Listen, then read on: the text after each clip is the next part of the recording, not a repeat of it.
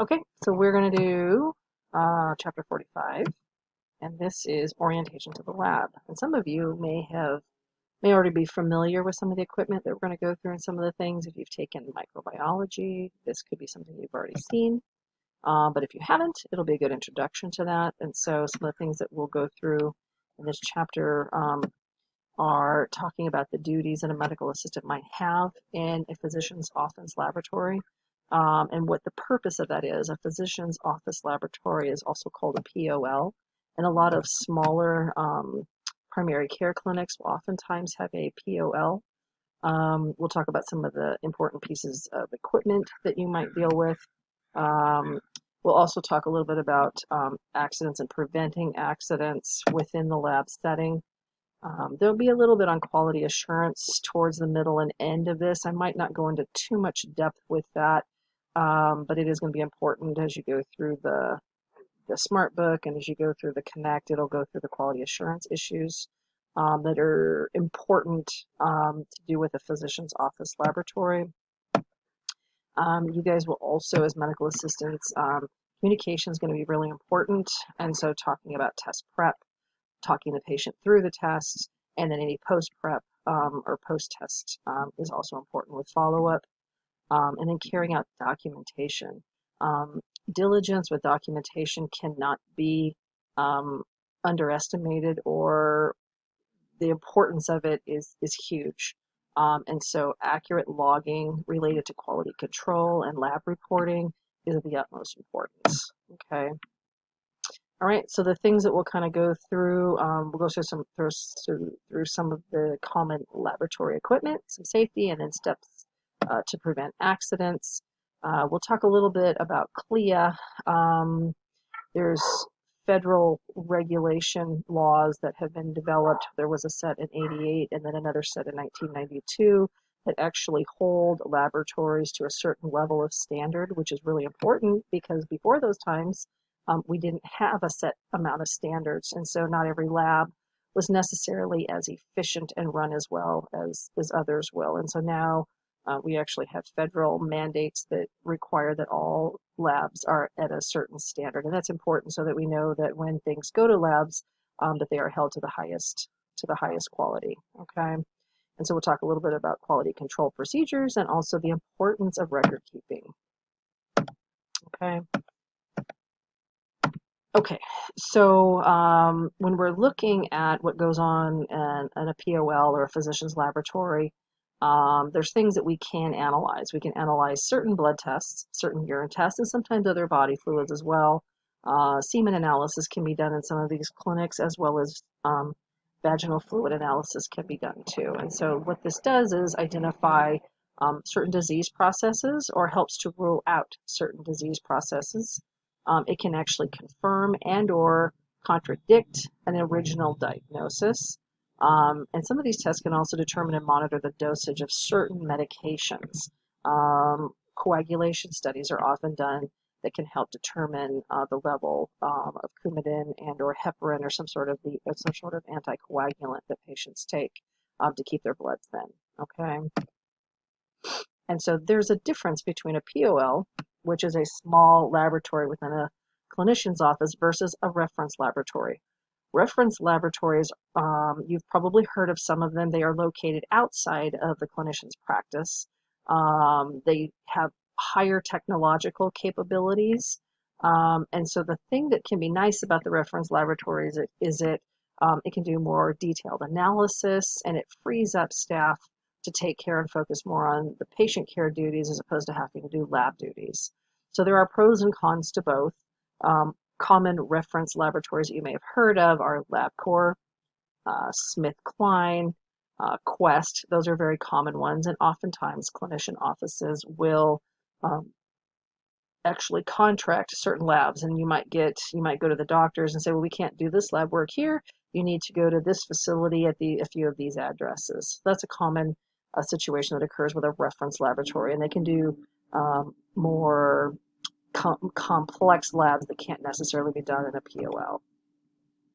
The POL does provide some there are some perks with it, and so it does give a quick turnaround. If you can do something in the office that takes 5, 10, 15 minutes versus having to send somebody to the lab where it may take a day or 2 or 3 to get the results back, it definitely comes back quicker. You can make the diagnosis faster, and it does help the patient too. Some patients struggle with travel or just getting back and forth, especially if it's far away.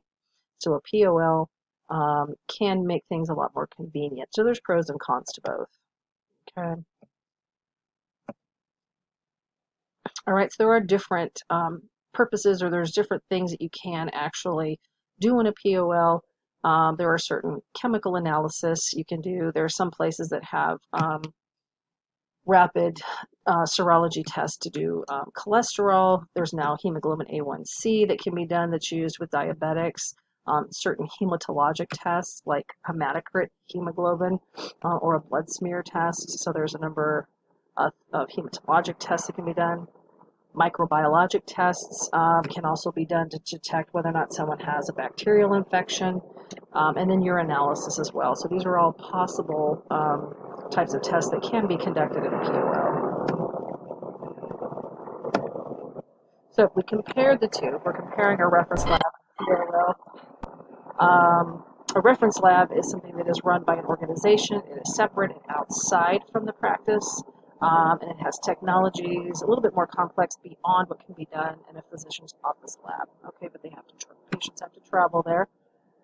Having a POL is nice because you have a quicker turnaround of results, but things are limited because you can't do moderate to high complexity tests there, and you have to oftentimes have testing done during appointments, and so it can make it a little bit more difficult on the staff because the staff not only does front office work, but then it has to deal with the patients, putting them in the rooms, exiting them, but also running the lab as well. So that can sometimes make it a little bit tight as far as responsibilities in the clinic. So your guys' role as a medical assistant, there's a lot of different aspects. You have to prepare the patient for whatever lab test you're going to do. You have to collect the sample. You have to actually complete the test. You have to report the results and then also possibly communicate information about the test that's being done. So there's quite a few. If you're in a POL situation, it does provide, it's nice because you get more, it's nice to have more duties. It's nice to have more broad range of responsibilities, but sometimes it can take away from the patient care aspect of things. All right, and so with that comes an understanding of regulations, accident prevention, appropriate waste disposal, the housekeeping and maintenance issues, and then the other more kind of complex issue is quality assurance and control. So those are all additional responsibilities that go along with actually partaking or having a POL within a clinician's office.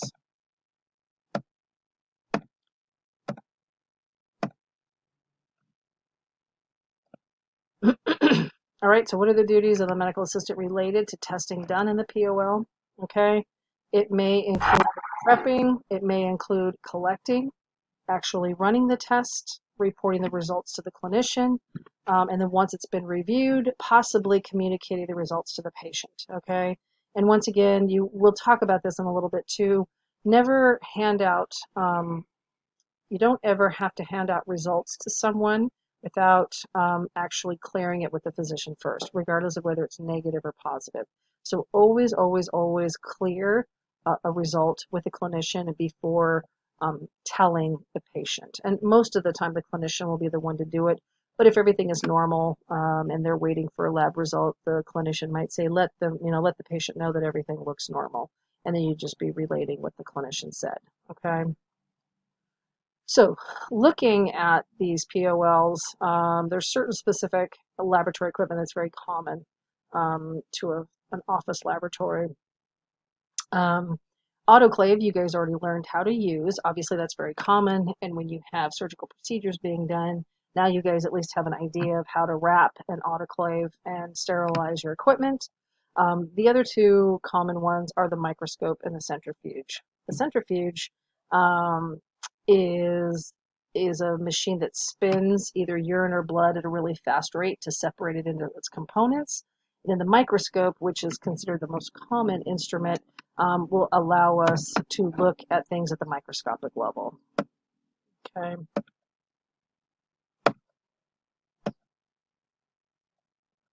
All right, so we will go through, we're going to actually use the microscope for some of the stuff. You get an opportunity to look at some different things underneath, um, or use with the microscope.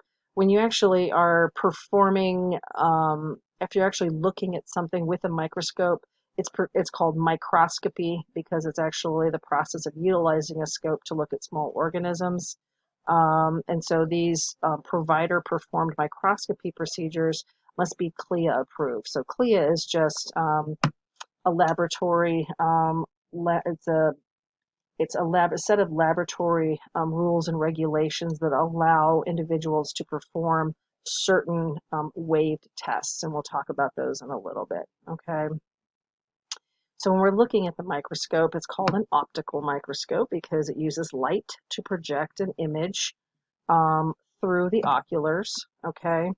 And when we have two lenses, it's called a compound microscope or binocular because you have two oculars to look through at whatever image that you're looking at. There's some old ones that are called monocular where you only have one um, one lens to look through as opposed to two, but with the ones that we'll be using, we'll have two.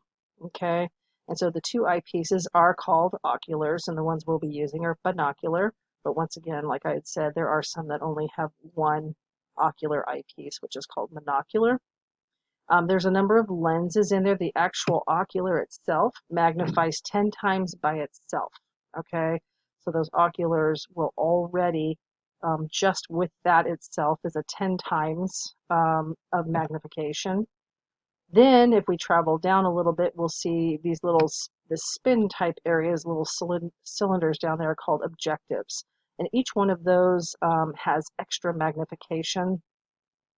And the little process right here, this is actually using oil immersion. And so there's the one specific ocular there allows you to use oil immersion on your sample. And that actually illuminates it more and provides more clarification.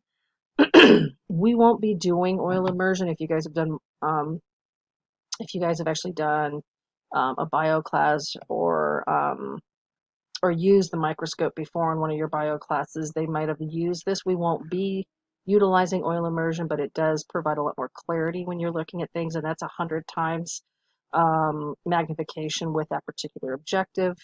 Um, that's the 100 times one is the oil immersion, and there's usually two or three others that are dry that you don't use oil with. Okay. And then we have a couple of other pieces of the microscope. We have an arm that attaches the oculars and the objectives to the body, which is where you will hold the microscope. Then we have some focus controls that are located on the arm, and that utilizes there's a fine focus and a less fine focus that actually moves that arm up and down that allows the oculars to focus on the image. There's a platform for the slide called the stage, and then there's an area under the stage called the substage that has a condenser and an iris, and that's where our light source comes through. And you can adjust the amount of light that comes through with that particular area. So that light source is under the stage, and it can adjust the intensity, because sometimes if it's too bright, it makes it hard to see. Okay. When we have a specimen and we put it on a slide, there are times where if it's very liquidy, or if it's a liquid base, then we can actually use a cover slip, and the cover slip's just a little piece of plastic that kind of envelops that liquid sample and keeps it on the slide. There are other things that are dry that we don't need a cover slip for, and so we'll utilize both of those through this course. And so when we're using the microscope, we'll go through some of the care and maintenance in class. There are things called artifacts, and artifacts are basically contaminants, dust, dust particles and what have you that actually get on either the oculars or on the objectives, and so it's really important to keep the microscope clean. There's certain lens paper that we use, and we always keep it covered. Anytime you store it, you have to put a plastic cover over it, and that's to help decrease that artifact, because almost all microscopes, even if you do a really good job of keeping it clean, and you'll notice as you're looking through what an artifact is versus something that we're actually looking at on the slide, okay? And we'll talk about how to hold it and store it and walk with it. Okay, and so we've kind of gone through the microscope a little bit. There's also a specific, when we're looking at the POLs, there's something called a photometer. And so some of our things that we'll be using in this course actually revolve around a photometer, where we actually measure the light intensity of a specific specimen. And so our hemoglobinometers actually move this way when we actually check our hemoglobin. And even the blood glucose levels function similarly to this. So when we actually measure light intensity of something, we're using something called a photometer. Okay, some other equipment, obviously thermometers. We've talked about thermometers that we use to measure patient's temperature, but there's also thermometers that actually must be used inside incubators to make sure we keep that incubator at a certain temperature, as well as refrigerators and freezers. So those are thermometers that are important. In most labs, you'll have to do regular checks of all of your equipment and make sure that everything's at the correct temperature. Pipettes and flasks and beakers are used more in chemical laboratory. Chances are you might use pipettes, but flasks and beakers are usually more for a chemical-based laboratory. Probably won't use them too much, but it's still a possibility. And then a hemocytometer is also a type of photometer where you're measuring the light intensity of blood cells. Meter is to measure, hemo means blood, and cyte means cells. So that's where you're actually measuring the light density of blood cells. Okay, and that's actually how we measure the hemoglobin level, and we'll be doing that in class. All right, so we have a little quick quiz here. Something that measures light intensity would be a photometer. A platform for a slide would be a stage. That's where the slide goes. Contains a magnifying lens is E, and ocular. That's what you look through. 1 is an oil immersion, and on a microscope 2 or 3 are also dry. So that would be an objective.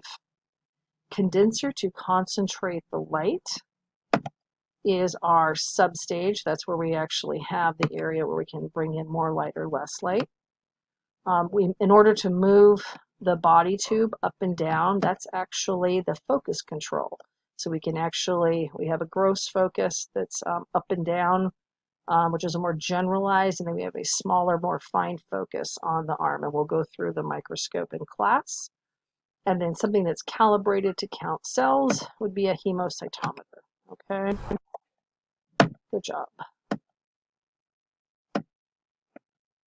Okay, so you guys have been through infection control, and so you have an idea about standard precautions, how to put on sterile gloves. And so it's really important when you're working in a lab or even just working with patients in general, we always assume someone has an infectious disease.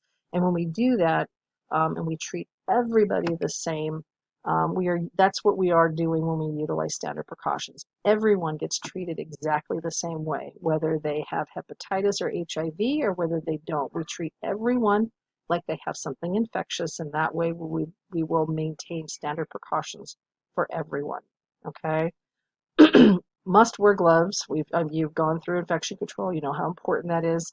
It's very important whenever you leave your workstation or your site or your patient that you take your gloves off when you leave that environment. Wash your hands, leave the room or leave what you're doing, and then when you come back, you put on a new set of gloves. We don't ever go from patient to room and around leaving the same pair of gloves on. Take them off and put on a new clean pair. Okay.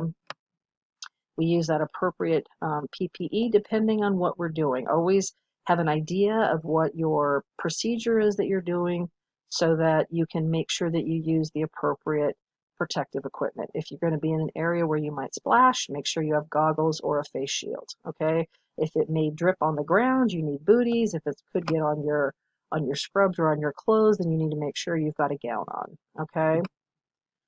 Being very careful and methodical about what you do is important because we always want to avoid sharps injuries. Sometimes even when you are being careful, sharps injuries can occur.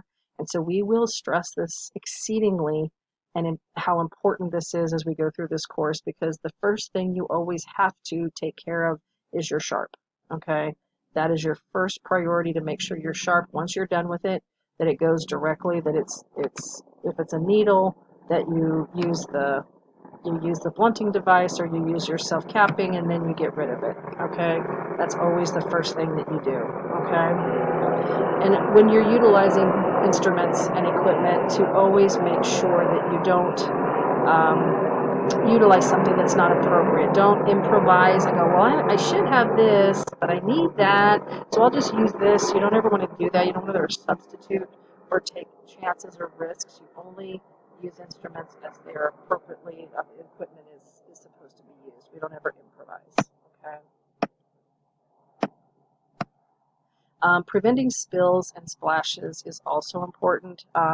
If something does occur, making sure that you completely disinfect the area way around where the area was. There is something called the Material Safety Data Sheet. It's acronymed MSDS. That book is in every lab and in every clinic, and it gives you, it tells you what to do with spills and with exposure to eyes or ingestion, and it lets you know how to handle spills of all sorts of different chemicals. So it's important to know where that is and to just kind of familiarize yourself with it, because it will help you in case of this kind of a thing happens, okay? Disposing of waste correctly, knowing what goes in the sharps, what goes in the biohazard, and what goes in the regular trash, okay? And there are some places that will vary what they do. IV tubing sometimes can go in the regular trash, and so you always want to make sure you kind of clarify with your facility certain things, but it's always important to make sure that we don't put things in the regular trash that need to be in the biohazard, and vice versa, okay? And then always leave all of your protective gear, take everything off before you leave your lab setting, okay?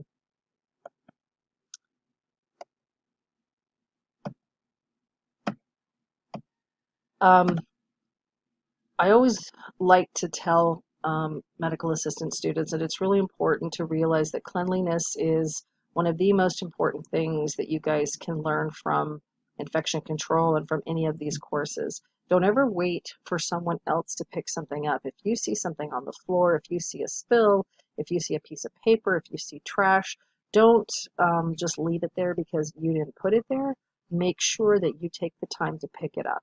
That impression that is left by how neat and tidy a clinic is very important. And if it's messy, it's going to come across as being unprofessional, okay?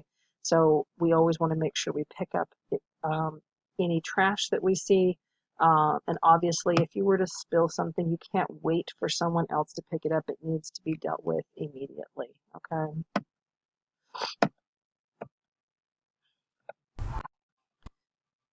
Okay, and so this just kind of gives you a list of some of the guidelines for maintaining safety in a POL.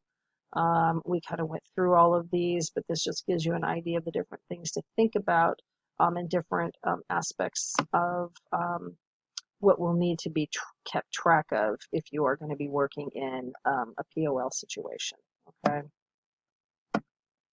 Now, quality assurance. I'm not going to spend a whole lot of time going through this. The book goes through this pretty well, but quality assurance is important because they have quality assurance programs that you'll see acronymed QAP. There's also quality assurance committees, and so a lot of clinics and labs will have specific employees that are part of quality assurance committees. And the reason why this happens is because it's really important for these three things that are listed here. Monitor the quality of the patient care, ensure that all of the workers are safe, and then to assess the quality of all the tests and procedures that are being performed. This is basically what quality assurance programs and committees do. They want to make sure that all of these aspects are taken care of. There was a time a long time ago where they really didn't have federally set laws and regulations for this, and so there were things would happen where people would put the wrong sticker or put the wrong label on blood, or blood wouldn't get labeled correctly, or the wrong sticker went on a pap smear, and so people would get results that weren't theirs.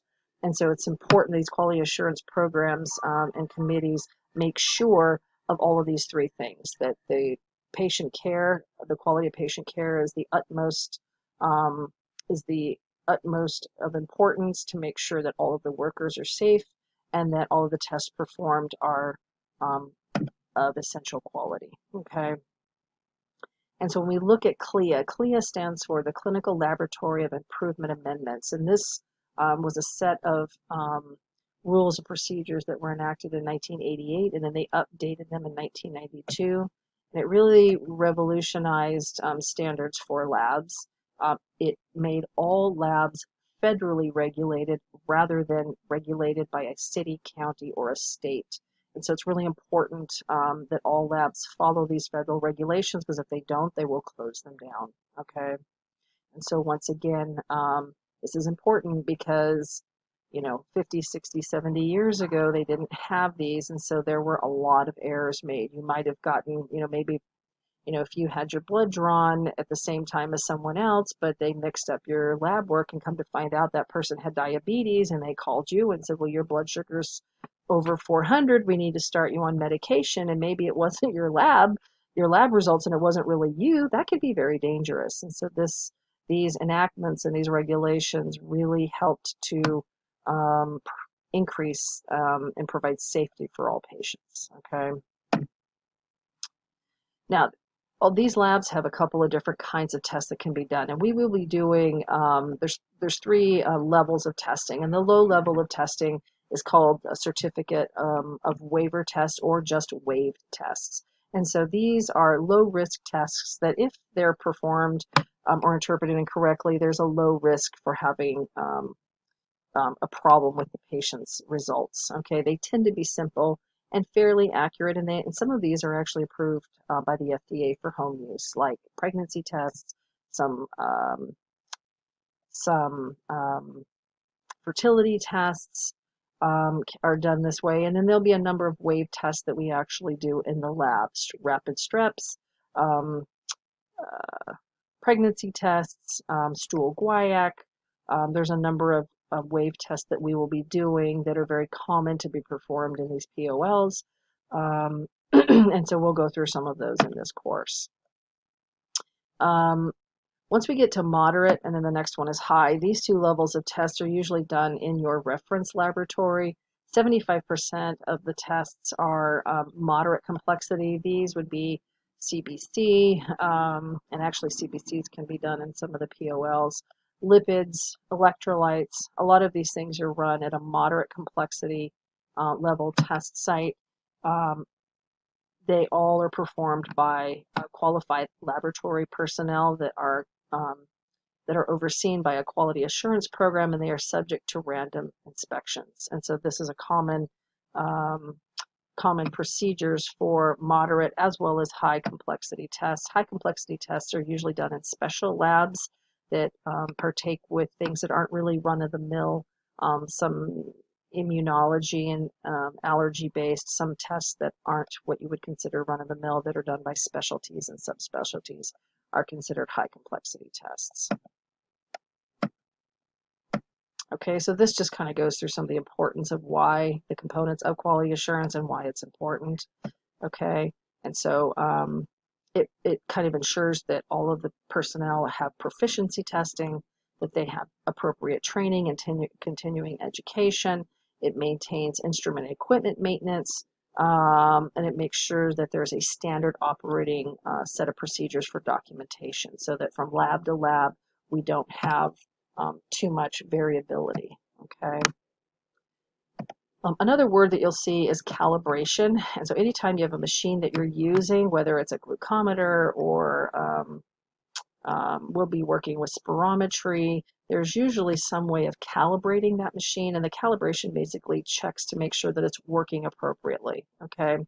And so generally you can give, in order to do that calibration, you have to use something called a control sample. And a controlled sample is just a known value of something so that you can actually check and make sure that your machine is working appropriately. And then there's two types of test responses that can occur. You can have a qualitative test or a quantitative test. Qualitative indicates that you're getting a positive or negative. And a lot of the wave tests that we use, we'll be using the rapid strep, the H. pylori, and I think we have the monospot too. I have to double check and see if we have those two, but they'll give you a positive or negative. And there's usually a known value, a known control sample, and usually every time you open up a new box or every day, you would run a control sample to make sure that your equipment is running smoothly, okay? Then you have a quantitative test result. Quantity usually result is referring to a specific amount or number, okay? And we'll see these terms come back again as we go through things. Okay, and so reagent control is the chemicals that are actually utilized to create that standard and to calibrate.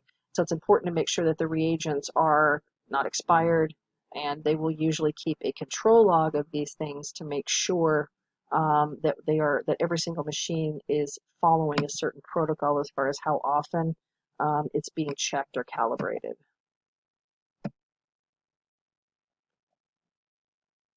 Okay. The other important thing is a laboratory requisition form. With EHR now, we don't see as many of these. These used to be common triplicates that were sent with a patient to go to a lab to have certain tests drawn. And so there's certain important information that needs to be on these requisition forms. A lot of things are actually generated via EHR, so we don't have as many of these loose papers that we used to. But it's still important to make sure that if you see one of these requisition forms, they're still there sometimes if you have to send to an outside lab, making sure that the patient information is appropriate on here, not the patient's name, full name, date of birth, sometimes their medical record number, the insurance information that they have. A lot of times they'll copy the insurance card and put it on here, the physician's address and information. And then the last three are specimen information. So do we have blood? Do we have urine? Do we have a wound culture? We have to make sure the two bottom ones are very important. You always have to make sure if you come down here, whoops, go back. If we go down here, this area actually has a lot of small boxes, and this is where you would mark what test you're doing, regardless of whether it's blood, urine, or what have you. And then there's usually a little box in this area that wants a preliminary diagnosis. Every one of these requisition forms has to have a certain code that corresponds with some form of a diagnosis. And that's not something that you're coming up with. It'll usually be listed in the O part or the assessment part of the SOAP note, the A. They'll usually write down what they're checking for: abdominal pain, urinary tract infection, vaginal infection. And so some sort of code, diagnostic code, needs to be put here, because if you don't, then a lot of times the insurances won't cover it. And a long time ago, doctors would sometimes not write the code in there. They would just say what they needed to have filled out, and then the medical assistant would have to fill it out. So just to be wary that this is an important form, that everything does need to be filled out completely with it. Okay, and so what's the purpose of quality assurance? It is to make sure that we monitor patient care, that we ensure the safety of workers, and we assess the quality of the tests that are performed.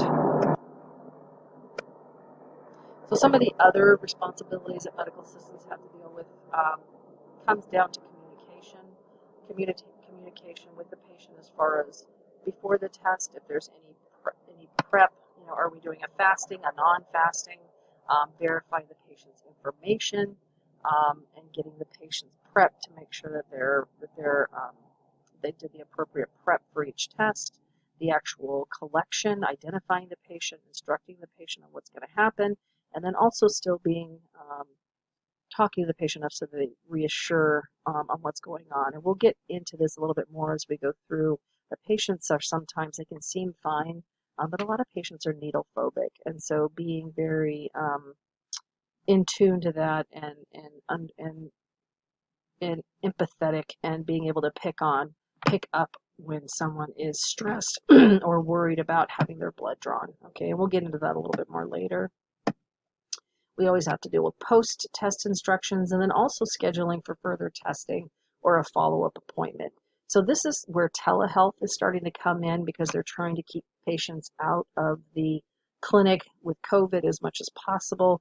And I just think this is kind of where telehealth is starting to come in. They might have the patient come in, do some lab work or an x-ray or imaging, and then they'll end up calling them or having a telehealth appointment to check on them. And so that further testing, if there's something else that might need to be checked on, they might have to make a further appointment. But telehealth is starting to kind of come into this where imaging results and lab results are being discussed via computer or via video conference as opposed to actually coming into the clinic. Okay. So if we have an example of a patient who called for their lab results, but the physician hasn't looked at that result, what would you, as a medical assistant, what would you do? And so it's important to realize that if a clinician hasn't reviewed the results, that it would be important to let that individual know that it isn't right or wrong, or some people think when you can't tell them the results that it's abnormal, and that's not necessarily the case. Just say that it hasn't been reviewed yet, and as soon as the clinician reviews it, either you or the clinician will call you with the results. Okay, you always want to clear results with the clinician before transmitting anything, and you always want to have a direct request from the clinician to transmit those results. Okay. All right, so record keeping, very important. This is something that comes down. There's a lot of different types of record keeping, inventory control.